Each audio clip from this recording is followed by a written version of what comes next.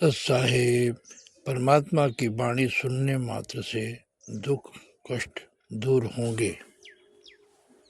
एक तैमूरलंग नाम का गरीब लोहार था, मुसलमान घर में जन्म था उसका। वित्तीय हालत इतनी कमजोर थी कि कभी कई बार तो भूखे रह जाते थे। पिताजी का देहांत हो चुका था। उनकी माताजी बड़ी धार्मिक थी, इतनी धार्मिक थी कि अतिथि कोई आते जाते रास्ता में रुक जाता, घर पे आ जाता तो अपना घर में जो भी 2 रोटी का आटा होता, 2 रोटी का आटा बनाकर अतिथि को खिला देती। आप माँ बेटा भूखे रह जाते। इतनी धार्मिकता थी। तैमूरलंग क्या किया करता था कि भेड़ बकरियां चरा करता साहूकारों की, वो उनको थोड़ा बहुत अन्न दे देते थे महीने में, 6 महीने में, जिससे माँ बेटा गुजारा कर रही थी। इसके साथ साथ एक पार्ट टाइम काम और करता था। वो एक लोहार के वहां गन की चोट लगाया करता। शाम के समय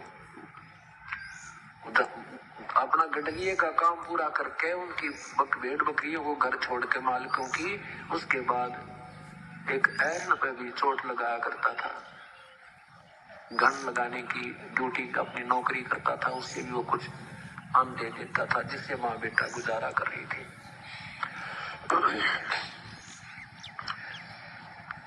एक दिन उसी नगरी के आसपास की नगरी के राजा के अनुचर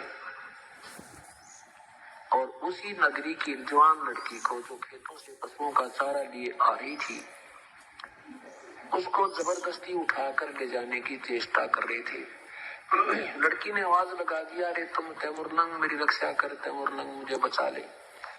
अब पाली दौड़कर लठ होता है और लेकर लठ भाग दिया। मट्टा मटून सिपाही कूट दिए उसने। अब उन सिपाही कई थे, वो एक था। सिपाहियों ने बहुत ज्यादा पीट दिया, बहुत मर्द सम कर दिया और लड़की को ले गए। पहले ये राजा लोग बदमाशी बहुत करा करते।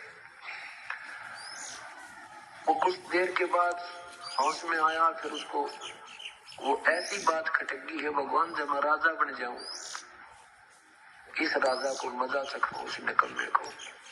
इसने हमारी बहन बेटियों की, हमारे गांव की इज्जत लूटी है। ऐसे उसके मन में खटक लायक हरदम वही रट रहे। एक दिन भेड़ बकरी चरा रहा था जंगल में। गांव के साथ ही बकरियां दोपहर के समय अपने एक तालाब के आसपास बैठा रखी थी, वृक्ष के नीचे स्वयं खाना खा रहा था।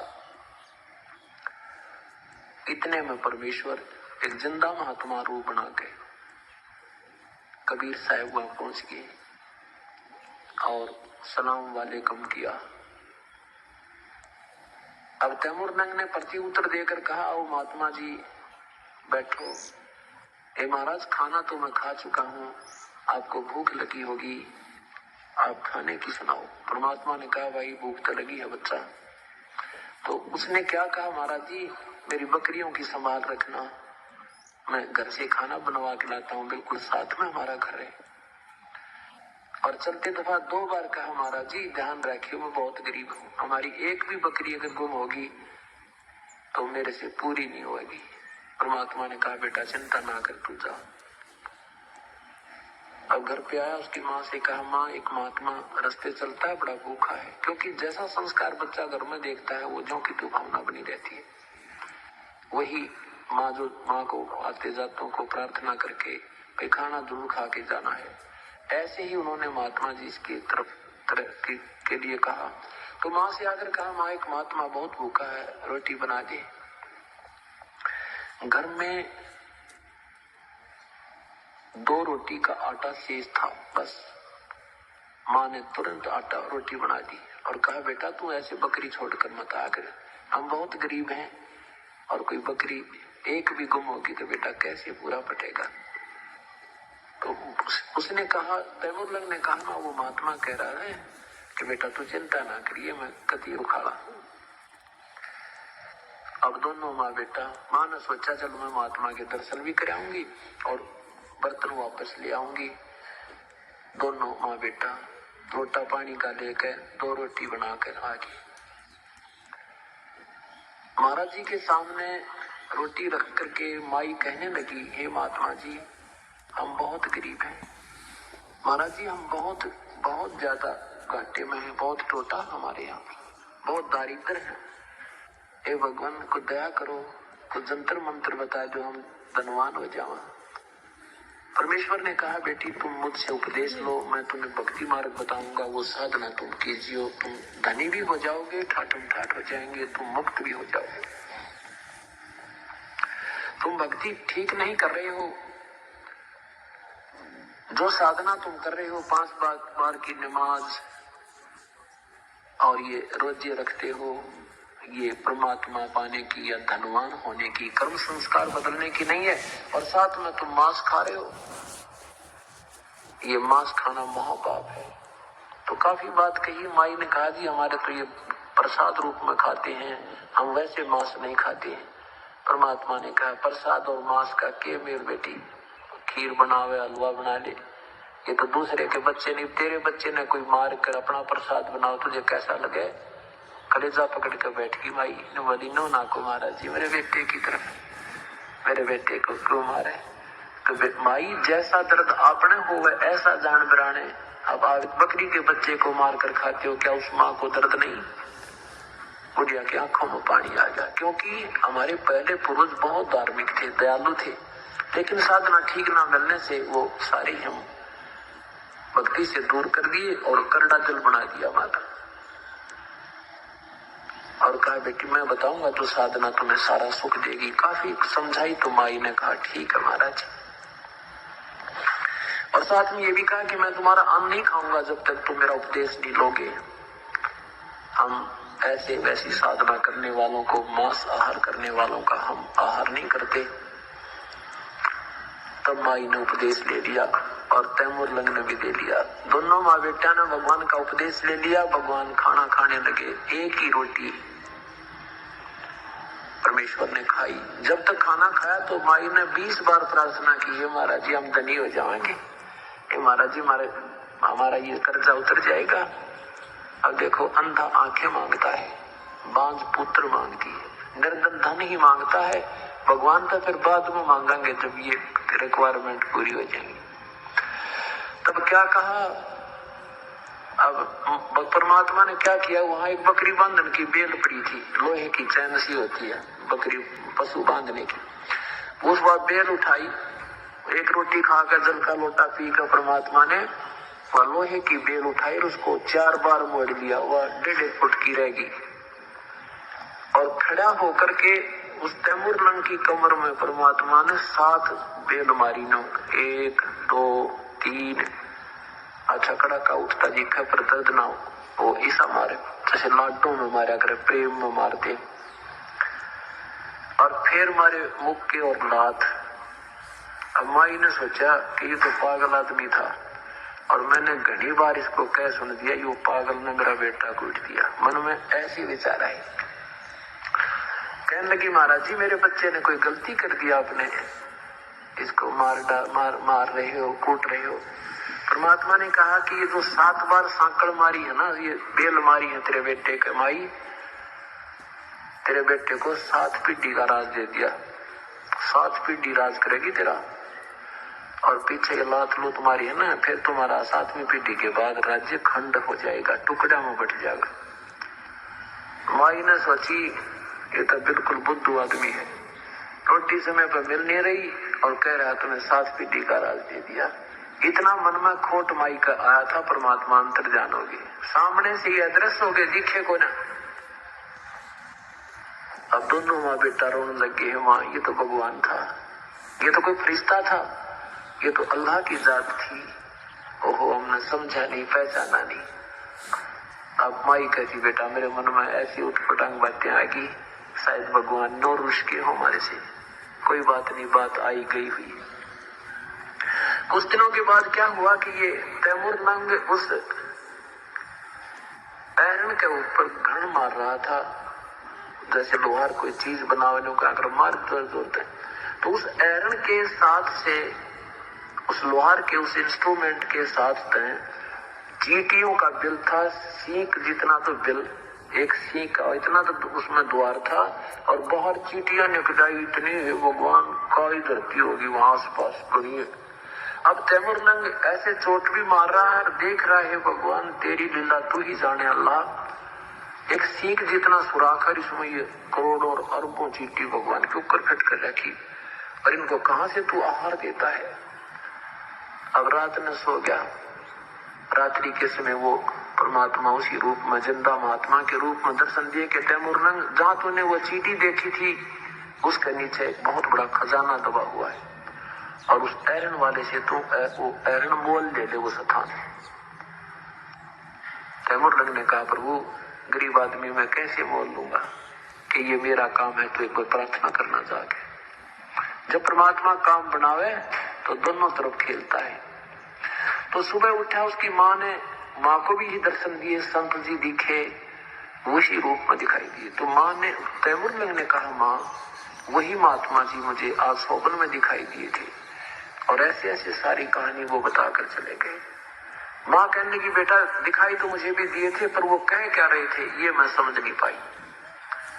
बेटा देख ले ट्राई करके, अगर वो ऐरन दे देता है। उधर से परमात्मा ने उस ऐरन वाले के मन में ऐसी प्रेरणा भर दी कि मेरे पास काम ज्यादा हो गया, ये स्थान थोड़ा है, भीड़ भड़ाके की जगह होगी, मैं ये कोई मेरा 1 वर्ष में भी दे देना पैसे उसने भी दे दूं, और मैं अपना अलग से कोई स्थान लेकर के वहां बढ़िया ढंग से बनाऊंगा। मेरा अच्छा काम चल गया। अब तैमुरलंग गया, डरता डरता सा विचार किया कि मैं आपसे प्रार्थना करना चाहता हूं। हमारे पास अभी पैसा देने को तो है नहीं, 1 वर्ष में तेरा पैसा पूरा कर देंगे। मेरी माँ कह रही थी कि हम अपना काम स्वयं कर ले, तो मैं सियाना हो गया हूँ, बड़ा हो गया हूँ, मैं भी लोहार का काम कर लूं, ये ऐरन मुझे दे दे, ये स्थान मुझे दे दे। उधर से वो ऐरन वाला सोचे हे अल्लाह आज ही मन में सोची थी आपने बड़ी सुनी मेरी तय, कोई बात नहीं भाई, पर 1 वर्ष में नहीं देगा ना फिर देख ले, मैं वापस ले लूंगा अपने 1 वर्ष में तेरे पूरे कर दूंगा। उसने उसको संभाल दिया, वो टूटा फूटा ऐरन भी उसके पास ही छोड़ दिया, और उससे करके सौदा। अब माँ बेटा ने दोनों लग कर मिट्टी की दीवार बनाई, उस पर झोपड़ी गाड़ ली, और रात ने खोद कर देखा उसमें वो भगवान। तो परमात्मा ने संकेत किया उसको स्वप्न में कि ज्यादा मत दिखाना दुनिया को। उसने थोड़ा सा निकाला, भेड़ बकरी ले आया, फिर वो बेच दी, फिर ले आया, फिर बेच दी महंगी सस्ती, तो फिर घोड़े ले आया, वह बेच दिए। तो दुनिया ने सोचा भाई इसका तो व्यापार ने हाथ पकड़ लिया, अर्थात ये तो व्यापार से बहुत बड़ा बढ़ गया, और बढ़िया मकान बना लिया, खूब सुथरी तैयार रहने लग गया। फिर उसके हुआ बात फिर याद आई कि अगर मैं राजा होता तो इस राजा ने और बन जाऊं तो इस राजा ने मजा चखाऊं जो बहन बेटियों की इज्जत लूटता है निकम्मा। तो उसने राजा बनने की सोच ली। गांव के नगर के जवान बच्चों को ले गया एक अंत में जंगल में, और वहां उनसे मीटिंग करने लगा, भाई अपने साथ ऐसे दुर्व्यवहार होता है, देखा था ना अपने गांव में ऐसे हुआ था, ऐसे हुआ था। नौजवान बालक होते हैं उनमें ज्यादा उमंग होती है, गर्म खून होता है। बोला भाई ठीक है तैमुरलंग बोल क्या करें कि मैं राजा बनूंगा तो मेरे सैनिक बन जाओ, और 1 रुपया 2 रुपये उनकी फीस तक दे दी कि 1 में तुम्हारी ये जो है तनख्वाह दिया करूंगा। पहले 1-2 रुपया बहुत हुआ करता चांदी का। तो वो सारे बालक गांव के 150 गांव के दूसरे गांव के कहना जिक्र नहीं करना कहीं पर भी, रिश्तेदारों में यानी कई हजारों की संख्या में एक बड़े बहुत गहरे वन में ट्रेनिंग सेंटर खोल लिया। लोहार था अपनी ढाल और तलवार बनाने लग गया। सबको ट्रेनिंग देनी सीख ली। पुराने जो रिटायर पिटार थे वो मिलिट्री वाले वो बूढ़े बाढ़े बढ़ो लिए, तो उन्होंने उनको ट्रेनिंग दे दी। और उसने उसी राजा पर जाके एकदम सुबह सुबह दावा बोल दिया। और मंत्रियों से कहा उस राजा ने कि देखो कौन है, कौन राजा है और कितनी सेना है, तैयारी करो, लड़ाई करो। अब परमात्मा जब कृपा बख्शे 1000 सैनिकों के 10,000 दिखाई दे। उसने सोचा उठा जो उसी मंत्री ने, उन्होंने कहा कि राजन बहुत कोई अंदाजा नहीं है कि कितनी कोई सीमा नहीं है उनकी, इतनी जो सेना आ गई है और कोई फायदा नहीं युद्ध करने से, सरेंडर करना ही उचित है। कहते हैं उस राजा ने सरेंडर कर दिया अपना, और निशान होते थे झंडे की चैन कर दिया करते थे और सब बाहर आ जाते थे नियत थे होकर के। उन सबको पकड़ दिया, उनकी सेना के सारे हथियार काबू कर दिए। अब देखो यहाँ आ जाता है जब वो भगवान से डरने वाला हो गया था, उपदेशी था, उसने कहा कि मैं तुझे अगर नाम ना ले रखा होता, मेरे गुरु ना होते तो तुझे टुकड़े टुकड़े करके चौराहे पर डालता, लेकिन अब तुझे मारूंगा नहीं, तू जा अपना भिक्षा मांग से मजदूरी कर, तुझे छोड़ देता हूँ। उन्हों का न छोड़ दिया, मारा नहीं उस राजा को। और फिर उस राजा की सेना ली, फिर दूसरे राजा पे अल्टीमेटम भेज दिया, उन्होंने भी सरेंडर कर दिया। कहते हैं दिल्ली पर भी तैमूर लंग का राज्य हो गया और यहाँ पर अपना एक नुमाइंदा बैठा दिया दिल्ली के तख्त पर। तो कहते हैं तैमूर लंग से लेकर औरंगजेब तक 7 पीढ़ी में तैमूर लंकी ने शासन किया। औरंगजेब के बाद ये इनका राज्य टुकड़ों में विभाजित हो गया था, ये इतिहास गवाह है। रोटी तैमूर लंको दीनी तात 7 बादशाही दीनी। एक रोटी खाई थी तैमूर लंग की, परमात्मा ने 7 पीढ़ी का राज दे दिया और साथ में मुक्ति दी वाजारी। इस तैमूर लंग ने भी फिर बकवाद करनी शुरू कर दी थी, क्योंकि ये राजा जो बन जाता है प्राणी, ये बहुत जुल्म कर डालता है, बहुत हत्याएं शुरू कर दी, सारी पृथ्वी पर बेसब्रा हो गया राज इकट्ठा राज को बढ़ाने में। फिर इसको परमात्मा एक दिन फिर मिले शिकार में और इसको कहा कि 2 कौड़ी के जीव तो भूल गया उस समय को, तू कहाँ दुनिया का लूट रहा है और ये इतनी हिंसा कर रहा है, तुझे महापाप लगेगा। उसी दिन से अपने पुत्र को देकर के राज्य तैमूर लंग ने अपना वैराग ले दिया, अपनी भक्ति की, नए सिरे से उपदेश लिया, अपना कल्याण करा। बोलो सतगुरुदेव, बोलो सतगुरुदेव भगवान की जय। बंदी छोड़ सतगुरुदेव भगवान की जय।